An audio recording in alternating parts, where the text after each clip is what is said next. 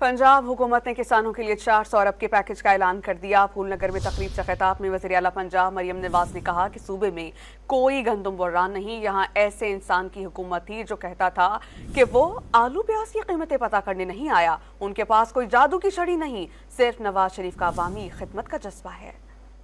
गंदम का बहरान आ गया है, ये नहीं हो रहा, वो नहीं हो रहा, कोई गंदम का बहरान नहीं है फूलनगर वालों। लेकिन एक तरफ करप्शन में लुथड़े लोगों का पेट भरना और दूसरी तरफ गरीब 13 करोड़ अवाम की रोटी सस्ती करना, तो मरियम नवाज शरीफ पंजाब के 13 करोड़ अवाम की रोटी के साथ खड़ी। जहाँ तक किसान का मामला है, किसान की बड़े लोग बात करते हैं, ये मैं आज आपसे वादा करके जा रही हूँ, 4 महीने के अंदर अंदर हम 400 बिलियन का किसान के लिए पैकेज लेके आ रहे हैं इंशाल्लाह। यहाँ पर एक ऐसे इंसान की भी हुकूमत थी, वो कहता था मैं आलू प्याज टमाटर की कीमतें पता नहीं करने आया। मैं आपकी वजीर आला आपको ये कहती हूँ कि आपका प्याज, आपकी रोटी, आपका टमाटर, आपका आलू, आपकी सब्जी मेरी जिम्मेदारी है इंशाल्लाह ताला। तो मरियम नवाज के पास कोई जादू की छड़ी नहीं है जो उसने 2 महीने में चला दी है। हाँ, अल्लाह के फजल से नवाज शरीफ साहब का एक जज्बा है कि मैंने अवाम की खिदमत करनी है, उनके लिए आसानियाँ पैदा करनी है।